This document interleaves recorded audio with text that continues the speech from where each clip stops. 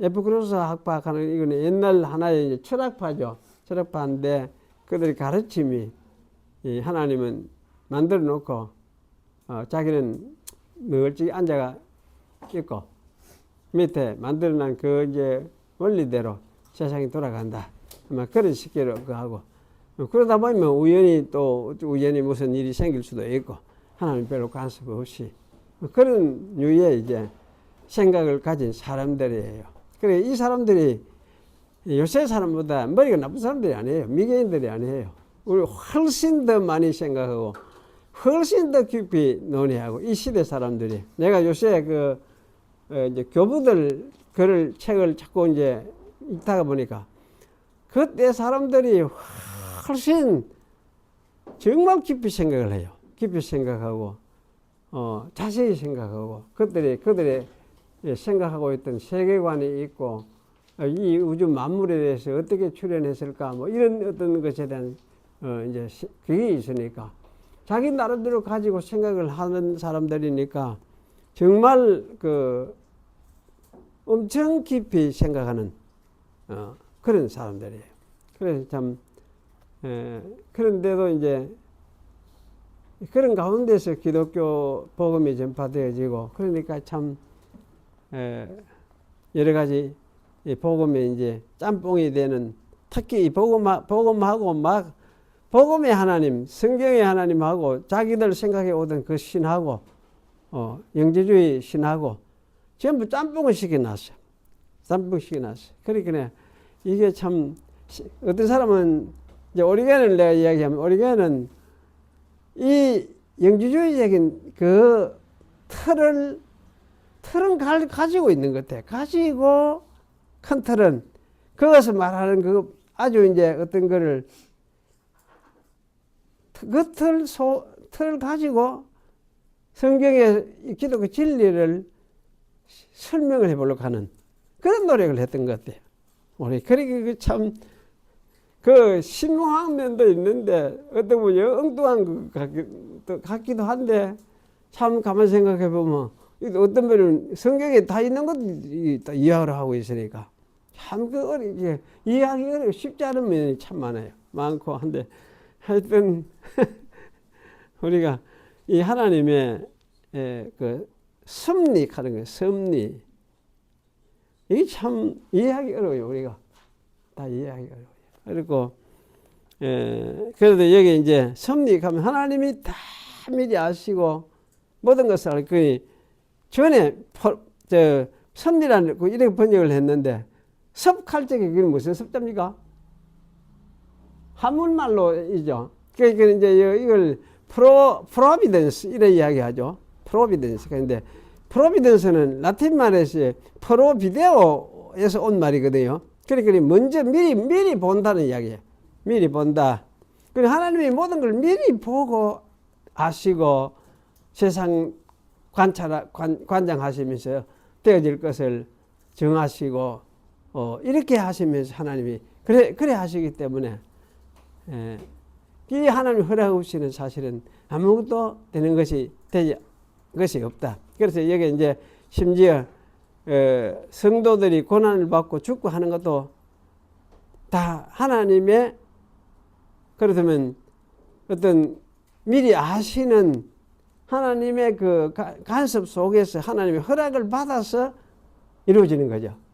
가령 순교를 당하고 죽는 것도 하나님의 허락 가운데서 하나님의 허락의 이야기 되지.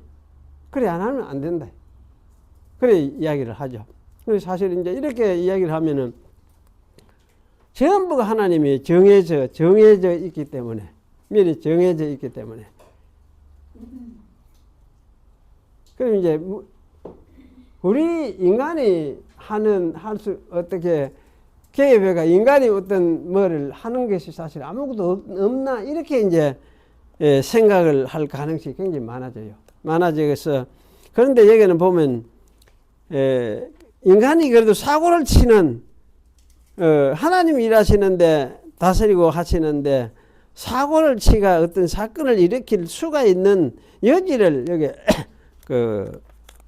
허락을 해놓은 것 같아. 말을 하는데 그러니까 밑에 가보면 둘째, 셋째, 넷째 줄에 보면은 셋째 줄부터 왜냐하면 하나님의 능력과 선하심이 너무나 크고 우리의 이해를 초월하므로 심지어 귀신들과 악한 자들이 불공정하게 행할 때에도 그러니까 하나님께서 가장 뛰어나고 이렇게 이제 설명이 나오는데 불공정하게 행한다. 귀신들이 그러면 하나님이 하시는데 귀신들과 악한 세력들이 불공정하게 행해 가지고 사고를 칠 수 있는 그런 일들을 일으킬 수 있다는 걸 허락하고 있죠. 그렇죠? 예. 그런데 그럼에도 이제 불구하고 그런 사고들에 대해서 하나님이 결국은 그러면 이렇게 우회됩니까? 하나님이 결국은 그것을 나중에 자기의 뜻을 따라서 이래 해결하면서 처리를 정리를 하실 하나님이시다. 이런 정도로 아마 이야기를 하면 그 너무나 좀 자세하지 않고 멍한 이야기가 아니냐 이제 이런 식의 생각을 가질 것 같은데 참 그런 것 같아요. 그런데 사실은 이런 식으로 하나님이 역사를 하면서 결국은 자기의 뜻을 따라서 해결해 가는데 그럼 그 해결이 구체적으로 무엇일까? 이 할 때 이제 하나님의 궁극적인 심판인 것 같아. 궁극적으로 심판하는. 세상에 무슨 일을 벌여놔도 나중에는 하나님 궁극적으로 심판으로서 정리를 해버릴 거니까. 그 심판이 어떤 심판이냐 할 때는 이 우주적인 심판 아닙니까? 이 지구만이 아니고 사실은 우주적인 대심판을 하시고 새로 정리를 하고 이 우주도 아마 새로 태어나게 만들고 그래서 이제 이 뭡니까? 온 우주를 새롭게 하는 그렇게 해서 할 때가 하나님이 하시니까 그때에 세상의 모든 이 부조리한 모든 것을 하나님께서 아마 정리를 하시지 않느냐 이제 그런 생각을 저는 들어요. 들고 그 전에 뭐 인간이 하도 죄스러운 인간이 사고를 많이 쳐대니까 이런 것을 때마다 가끔 이제 역사 속에서도 심판이 국지적으로 부분적으로 일어나 심판을 하시기도 하지만은 궁극적인 심판은 아마 마지막에 심판하실 그때 하시지 않겠느냐 이제 이런 생각이 들어요. 그것이 우리가 가질 수 있는 유일한 소망 같아. 우리가 소망 유일한 소망 같아요. 우리가 가질 수 있는.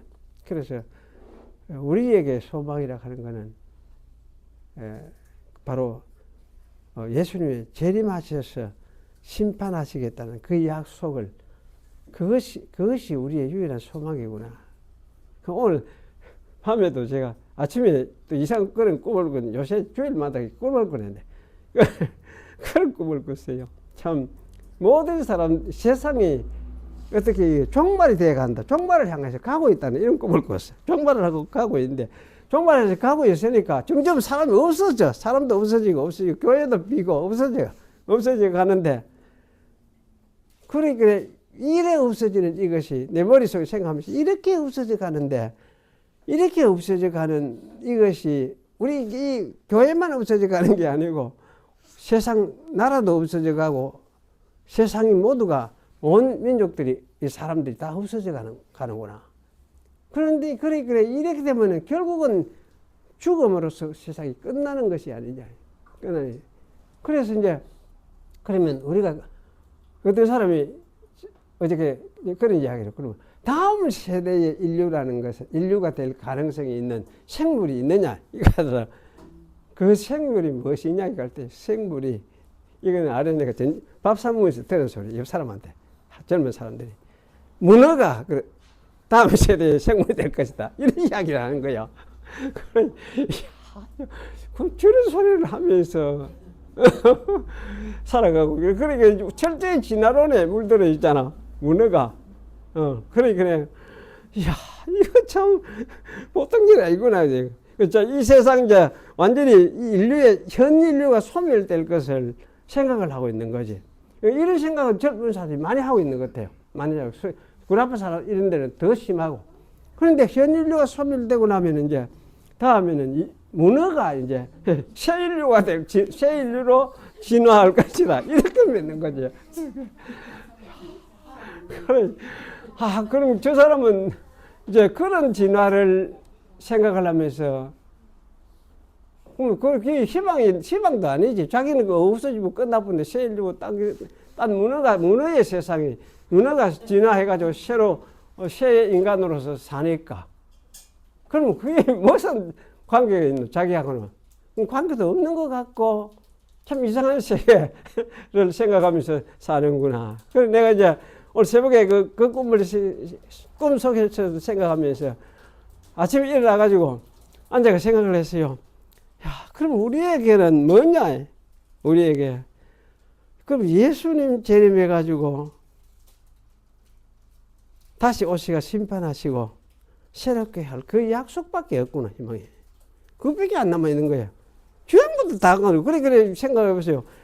뭐, 우리 지금 현재 사는 사람, 내가 살다가 죽고 나면은 다음 세대, 우리 아이들, 자들도 20, 30년 후면 끝날 거 아닙니까? 3, 40년. 길어봤자 40년이고.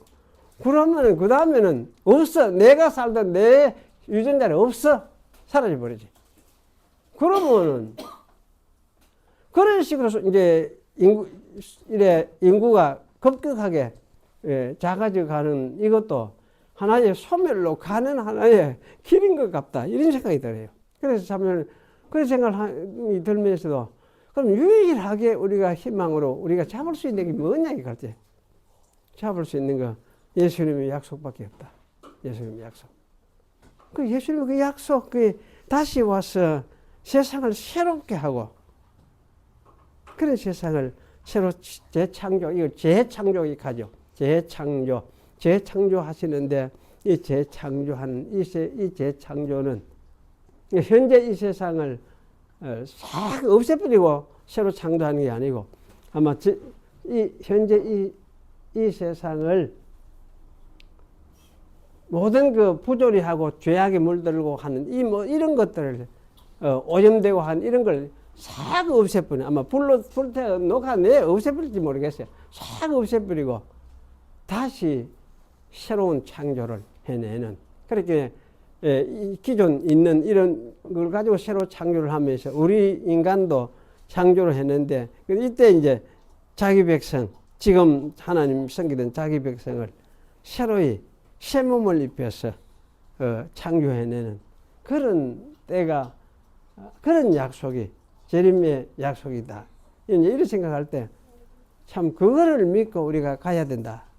잡을 건 그거밖에 없다. 사실 세상에서 소망이라고는 남겨지는 소망이라는 건 잡을 건 그거밖에 없다. 이 생각이 들어져요.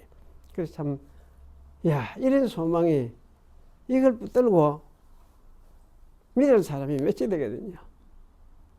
몇이 되거든요.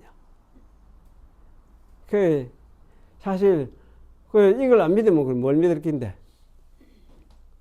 근데 사실 이걸 믿고 이제 가는 게 이게 우리 신앙인 것 같아요. 칼빈도 이런 식으로 이걸 믿고 살았고, 마지막에. 오늘 이상하게 말이 엄청 엉뚱한 소리로 길어져 버네. 이게 뭐 설교다. 예. 이 섭리하는 게 참 그래요. 이걸 참 우리가 하여튼 크게 생각하면은 이걸 믿고 받아들일 수밖에 없는 것 같아요. 없고, 그 하나님이 하심에 대해서 믿고 받아들이고. 그러니까 옛날에 이걸 만든 뭡니까? 이름, 문화 목사님이고, 이름이 갑자기 생각이 안 난다. 그 목사님, 그랬잖아요. 이걸 만들어가 그거 하면서 자기가 잡혀 죽을 상황이니까 나중에는 그래, 자기 죽을 걸 다 하면서 이것도 하나님이 다 정하신 일이다. 그러면서 이제 받아들이고 자기 마누라한테도 편지를 그랬었잖아요. 그래가지고 내가 당신하고 내하고 결혼해가 같이 이때까지 살게 된 이것이 또 하나님의 은혜로 너무나 감사한 일이다. 그래 당신 내가 없더라도 너무나 슬퍼하지 말고 하여튼 이 소망을 붙들고 우리 가야 된다. 이렇게 편지를 쓰고 이렇게 했었잖아요. 했는데 참 우리 소망은 정말 주님이 약속한 그것밖에 없는 것 같아요. 내가 다시 완다. 심판을 하러 다시 와서 죽은 산자와 죽은 자를 심판한다 하는 거기에 둘 수밖에 없는 것 같다. 그런 생각이 들어져요. 우리 지난주에 읽었던 이제 니케아 신경, 오늘은 이제 라틴 말로 된 거를 프린트를 해가 왔으니까 라틴 말로 된 걸 한번 읽어봅시다. 니케아 신경하고 여기 좀 다른 차이점들이 있어요. 그걸 이제 읽으면서 여러분이 한번 찾아보시기 바랍니다. 나는 한 분 하나님을 믿습니다. 전능하신 아버지를, 하늘과 땅과 보이는 모든 것들과 보이지 않는 모든 것들을 지으신 창조자를, 그리고 나는 믿습니다. 한 분 주 예수 그리스도를, 하나님의 홀로 나신 아들을, 만세전에 아버지로부터 나신 분을, 하나님에게서 난 하나님이요 빛에서 나신 빛이시요 참 하나님으로부터 나신 참 하나님을, 나셨으되 만들어지지 않으셨으며 아버지와 동일 본체이신 분을, 그를 통하여 만유가 만들어졌습니다. 그분은 우리 인간들을 위하고 우리들의 구원을 위하여 하늘로부터 내려오셨으며 성령으로부터 육체화 되셨고 동정녀 마리아로부터 사람이 되셨으며 빌라도 아래서 우리를 위하여 십자가에 못 박혔으며 고난 받으시고 장사되셨으며 성경대로 3일 만에 부활하셨고 하늘에 오르사 아버지 우편에 앉아 계시다가 영광 중에 다시 오실 것이며 산 자들과 죽은 자들을 심판하시리니 그의 나라는 끝이 없을 것입니다. 나는 주님이시오 살려주시는 분이신 성령을 믿습니다.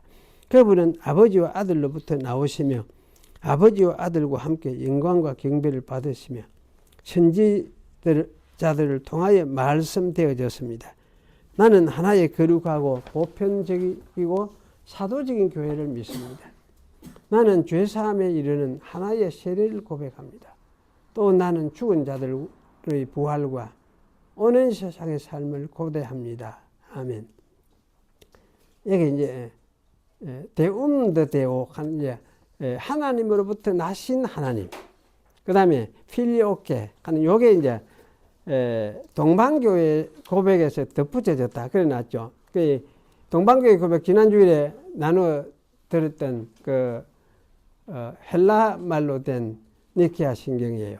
신경인데 거기에다가 여기 이제 서방교회로 서방교회 신앙 고백으로 함께 받아들이면서 서방교회에서 보탠 게 뭐냐면 요 데움더 데오와 필리오케 그리고 아들로부터 하는 말이에요. 요 두 가지가 이제 덧붙여졌는데, 그리고 하나는 이제 사람을 오늘 무엇입니까? 취하셨다가 일어났죠. 지난주에 이야기를 하다 보니까 사람을 입었다. 이렇게 하니까 그것도 잠시간 그것도 좀 애매한 구석이 있어요. 그래서 이제 그러면 사람을 입었다. 이렇게 하면 사람 껍데기를 마치 입은 거, 사람의 형체를 입었다. 이래 사람의 형체를 입었다. 이렇게 하니까 사람의 껍데기를 입은 것처럼 이렇게 이제 이해할 가능성도 있고. 그런데 사실은 이제 사람을 입었다. 이렇게 하면 사람을 입었다. 이렇게 하면 하여튼 사람을 입었으니까 어디에 사람을 입었으니까 그게 말이 조금 더 나은 것 같은데 사람을 취하셨다. 그 능동태 분사가 되어 있어요. 능동태 분사가 헬란말에서는 이 분사가 동사처럼 쓰일 때가 많이 지나가면서 그렇게 능동태 분사니까 사람을 취하셨다. 아마 이렇게 번역을 하는 게 더 나을 것 같아요. 그렇게 하고 나서 그렇게 이제 그 헬라 말은 그렇게 번역을 했는데, 여기에서는 오늘 뭐라 했느냐, 밑에 가면은, 어디 가보나. 성령으로 육체화 되셨다. 제가 말도 좀 바꿔놔. 성령으로 육체화 되셨다. 성령으로 육체화 되셨다. 요렇게, 이제, 번역을 하면서 하나는 이제 성령으로부터 육체화 되셨고, 동정녀 마리아로부터 사람이 되셨으며, 라틴 말에는 여기 분명해요. 호모 박투스 에스트 하는 요 말이 사람이 되셨다. 그렇게 되어 있어요. 사람이 되셨다. 라틴 말에는. 그렇게 요 이제 라틴어가, 사람을 취하셨다 하는 그 말보다는 더 안전한 것 같아요. 사람을 취하셨다는 게, 사람이 되셨다. 이렇게 말하는 것이 더 안전한 것 같아요. 왜 그러냐면은, 이제, 요 성자 하나님이 사람을 취하시듯이 사람의 육체 속에 마리아의 그 태 속에서 사람을 취하셨다. 이렇게 할 때에, 취할 때에, 사람의 영혼은 제쳐놓고 사람의 폼, 껍데기만 취했다. 이렇게 말하는 사람이 있거든. 아폴리다리오스 같은 사람은 이렇게 이야기했어요. 그러니까, 그러면 사람의 영혼은 없어. 육체 모양만. 그러면 하나님의 로고스가 들어와가 사람의 모양을 취한 이런 식의 이제 이야기를 또 하고 있어요. 그런데 사실 그러면 그게 그 사람을 다 취한 건 아니거든. 그래서 이제 사람을 취하셨다 해야 사람의 영혼과 더불어 몸도 동시에 취했다. 이런 말이 함께 되는 거예요. 그래서 완전한 사람이 되셨다. 예수님은 완전한 하나님이면서도 완전한 사람이시다. 여기 이제 성립이 되죠. 그래서 사실은 여기 참, 사람이 되셨다. 이렇게 할 때, 그 말이 굉장히 좀 안전해요. 안전한데, 그 헬라 말처럼 사람을 취하셨다. 이렇게 이야기하면은 또 한 가지 장점이 있는 것이 뭐냐면, 하나님으로 있으면서 사람을 취하셨다. 여기 또 조금 더 강조가 되는 것 같아요. 그렇게 사람이 되셔도 하나님 되심은 조금 더 손해를 받느냐, 손해를 보질 않아야 하고, 하나님 그대로 있으면서 그 신성 그대로 유지를 하면서 사람을 취하신. 요게 이제, 사람이 되신 거예요. 사람이 되셨는데, 여기에서는 이제 우리 사도신경하고는 좀 다른 특징이 있는 것이 성령으로부터 육화되셨고 육체화되셨고 동정녀 마리아로부터 사람이 되셨습니다.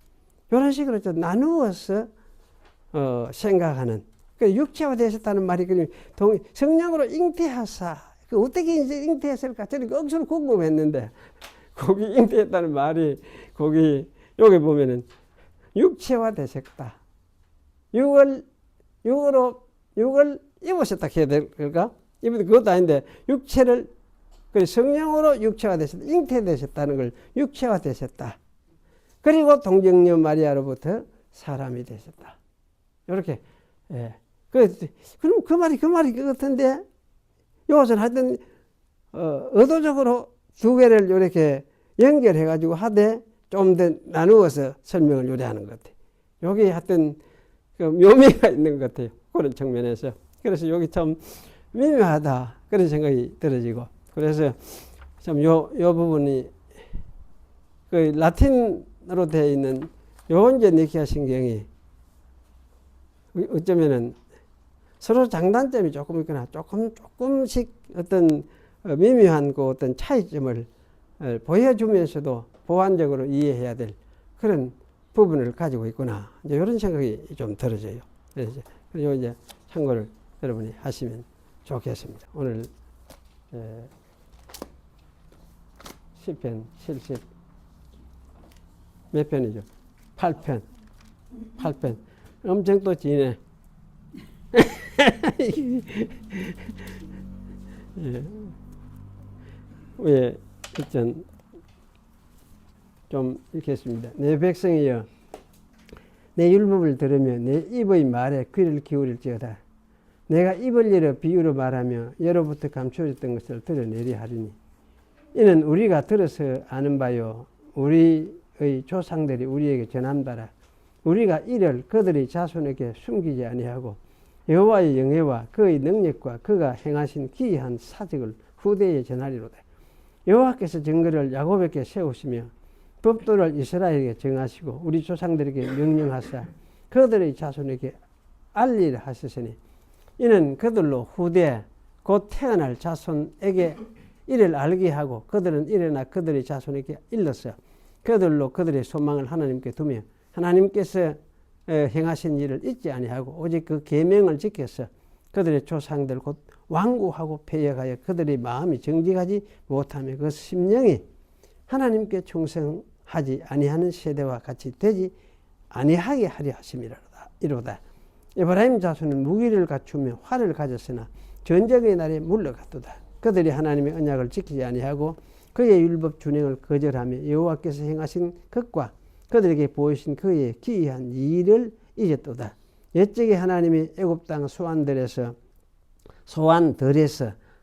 기이한 일을 그들의 조상들의 목전에서 행하셨으되 그가 바다를 갈라 물을 무더기 같이 서게 하시고 그들을 지나가게 하셨으며 낮에는 구름으로 밤에는 불빛으로 인도하셨으며 광야에서 반석을 쪼개시고 매우 깊은 곳에서 나오는 물처럼 흡족하게 마시게 하셨으며 또 바위에서 시내를 해서 물이 강같이 흐르게 하셨으나 그들은 계속해서 하나님께서 범죄하여 메마른 땅에서 지존자를 배반하였도다.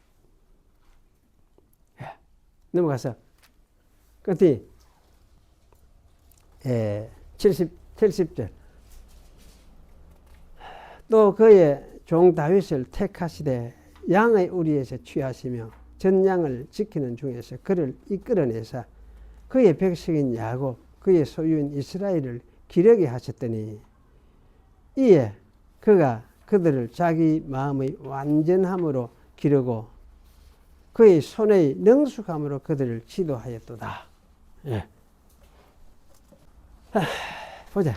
이것도 설교도 억세 긴데 하다가 쉬겠습니다. 지금 몇 시입니까? 23분 끝날 때 다 됐네. 이거 참 끝날 때 다 되면 끝을 내야 안 되나? 야. 역시 좋아하네.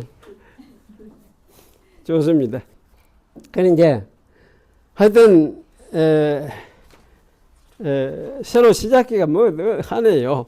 한데 그래 여기 이제 그러면 제가 그 부분을 좀 이야기를 하고 마치 여러분 읽어보고 여러분 공부를 하세요. 내 교수니까네.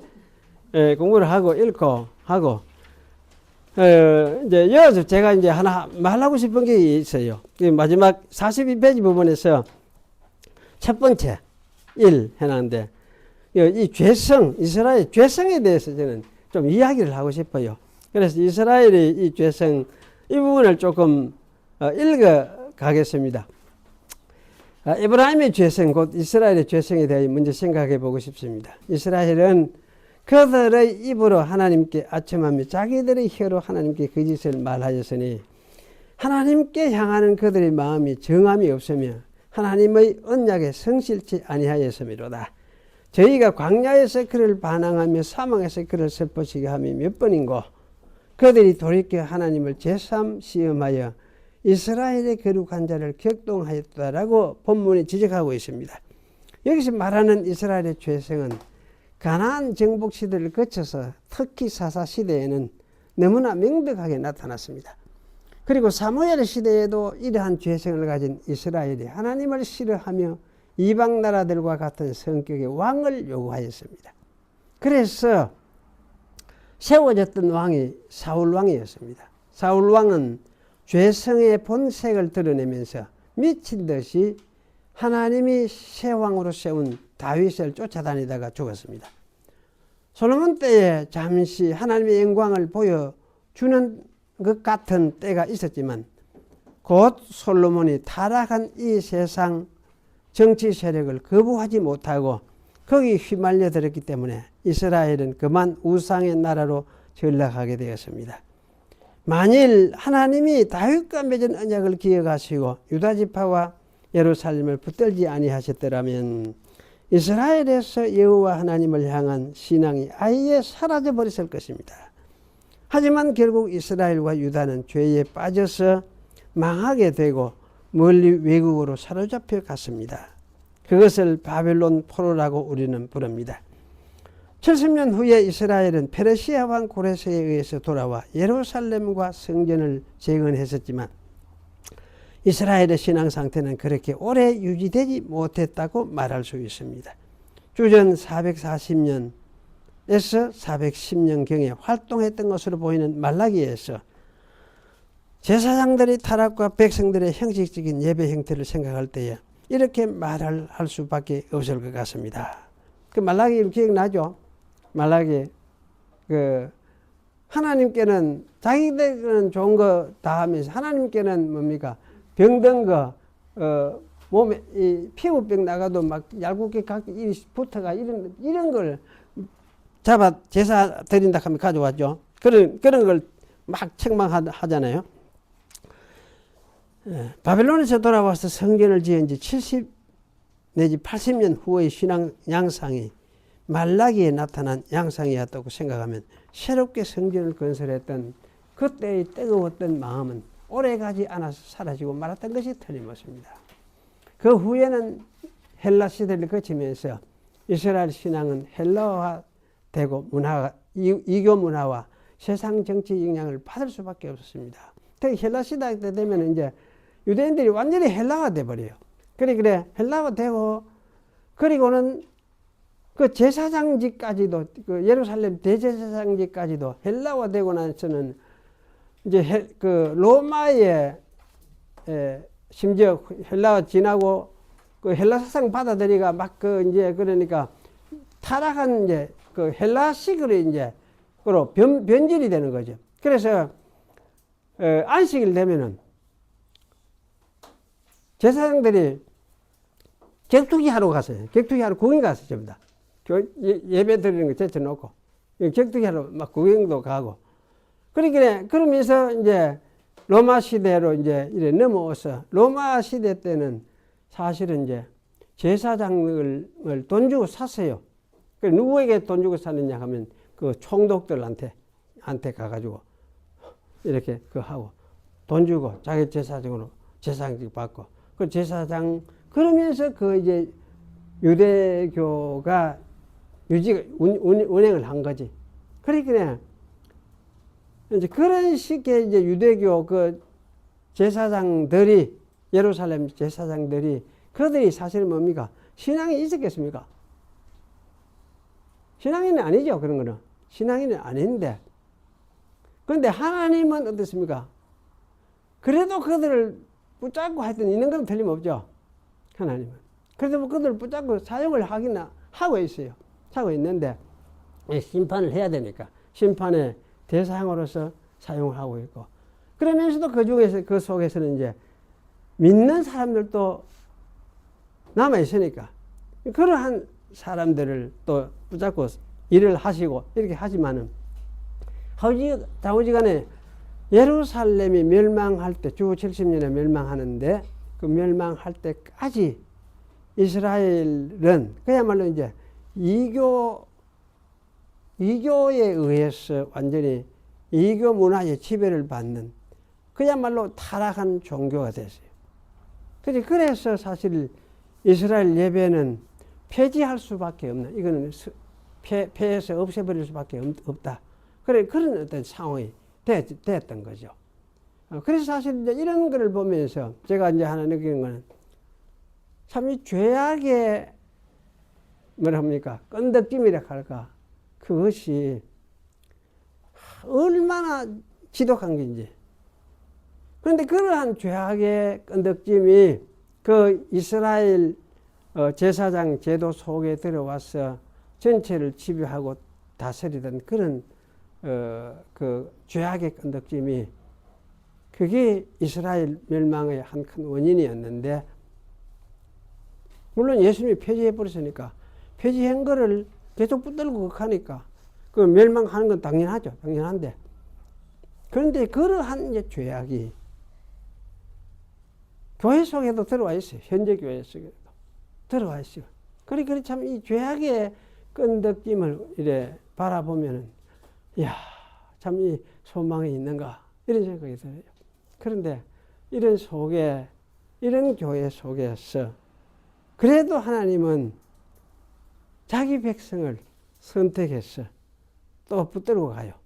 그래서 사실은 이제 구원이 이루어지고, 그렇지 못한 사람들은 이제 결국은 심판에 갈 수밖에 없는 그런 걸로 하나님께서 해가세요. 그래서 예수님의 구원 사역은 이런 죄악의 끈덕짐 속에서 오셔서 이들을 구원하시기 위해서 세상에 오셔서, 이런 세상에 왔으니까 십자가에 못 박혀 죽는 건 어쩌면 당연하다 할 수 있습니다. 그만큼 이 죄악이 완강하고 완강하게 버티니까.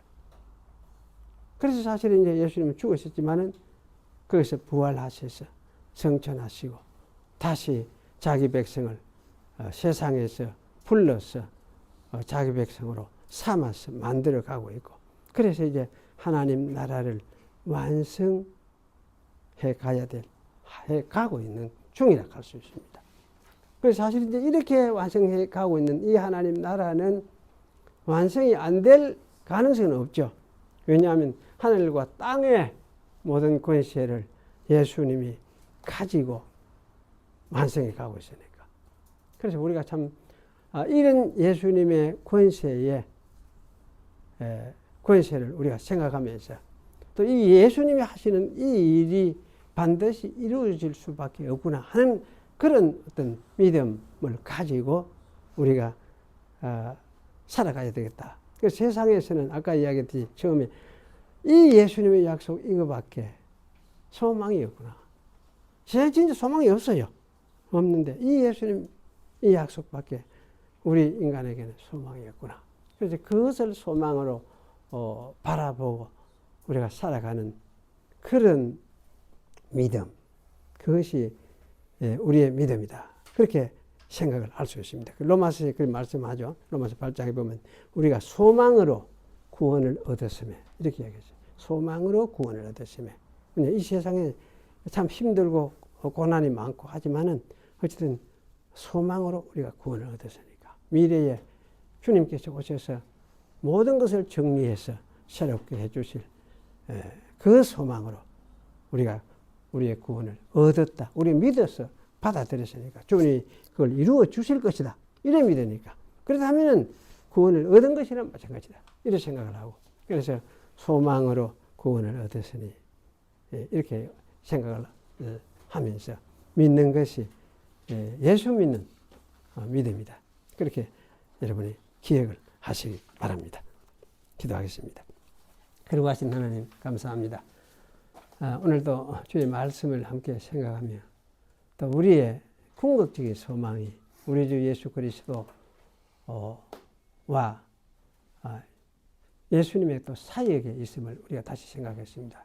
그리고 예수님이 약속하신 그 약속, 다시 와서 이 세상을 새롭게 해주시겠다고 말씀하신 그 약속하신 그 약속을 우리가 믿고 거기에 우리의 소망을 두고 그것만 붙들고 우리가 갈 수밖에 없는 우리의 처지에 있음을 다시금 되새겨사오니, 저희들로 하여금 바로 이것을 소망으로 잡고 참 소망의 그 나라가 올 때까지 또 그 나라를 바라보면서 소망하면서 살아가는 그런 저희들이 될 수 있도록 주께서 은혜를 베풀어 주시옵소서. 그저 예수님의 이름으로 기도하옵나이다. 아멘.